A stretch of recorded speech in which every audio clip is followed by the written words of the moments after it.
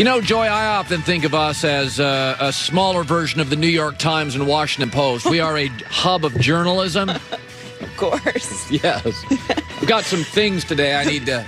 You want complete unbiased... Opinion. Honesty brokers. Unbiased opinion. Unbiased information and facts. Yeah, we do. Laced with occasional opinions. Big J journalism. I don't know why I'm in a good mood this morning.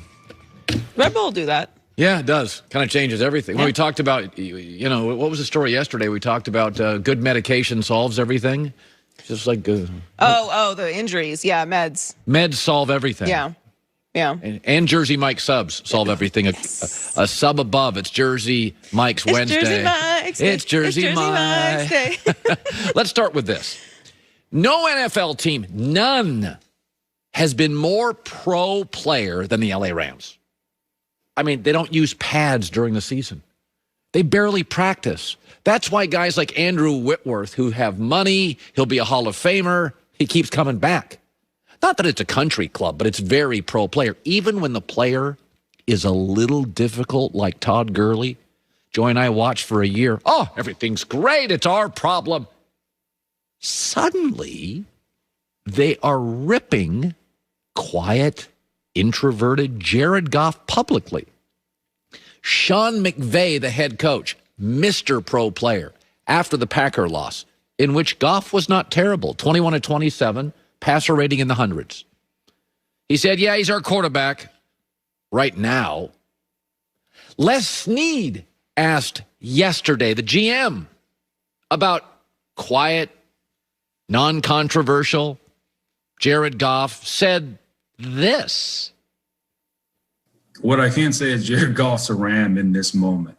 And I said it's way too early to speculate. The future, that's a beautiful mystery. Moving on from Jared Goff, that's the money we've invested in him. That's not easy to overcome. Anything can be done in the cap-based system. What? Anything can be overdone. He's our quarterback at this moment. Then they drop the Aaron Rodgers subtle hint. We like Aaron. It's a beautiful mystery. What are they doing?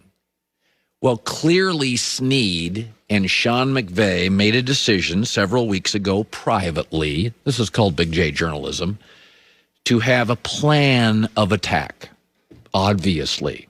Now, why would they do this? Now, Washington did the same to Dwayne Haskins, but we later found out he wasn't putting in the work. It was justified. Philadelphia's done this to Carson Wentz, bashed him publicly. We later find out he's not terribly coachable. Green Bay's leaked some stuff through the years to take shots at Aaron. He's a little bit of a blamer. He can be arrogant and condescending. But Goff is quiet, meek, non-controversial. Teammates like him. Why would they do this? Here's my guess. The contract's really hurting the Rams. It's not killing them, but it's hurting them. And they called Goff's agent. And they said, we did you a solid. We paid you early. Let's redo the contract. And the agent said, 2 words, pound sand. And now they're trapped. They can't cut him. It would cost them $65 million. Goff has a market if they don't cut him. In fact, if they cut him after July, the cap hit's really not that big of an issue. And he's not a terrible quarterback. He just beat Seattle with a broken thumb in the playoffs. He wasn't terrible against the Rams. So why would they publicly rip Jared Goff? 2 pro player guys. This is what happens when your career is tied to a quarterback. Les Snead's career is tied to a quarterback. There are no better jobs than GM of the Rams. Stan Kroenke's the current richest NFL owner. You get to live in L.A. on the beach. There's no better job, frankly, than the L.A. Rams. Stan Kroenke's the richest owner.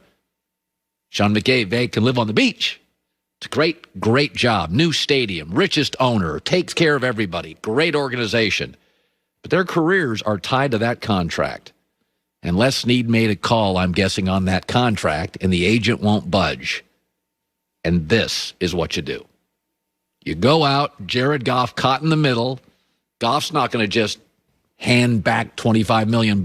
His contract's not as bad as people think. But this is why you're seeing here what you're seeing. It makes no sense otherwise. Goff's not uncoachable. Goff's not condescending. Goff's putting in the work. Yet he's being attacked by the GM and the coach. He's our quarterback now. These things, you can get out of them. Uncle Colin just explaining the world of football to all of you. Let me shift gears to this. This made me laugh this morning. You know, Tom Brady once joked about his dad. Sometimes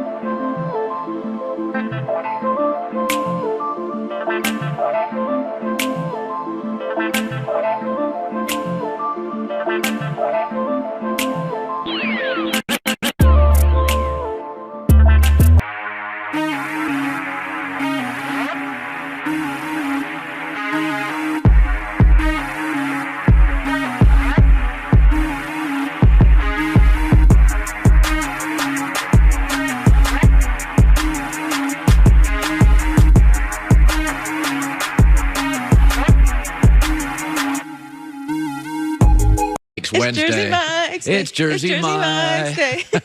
Let's start with this. No NFL team, none, has been more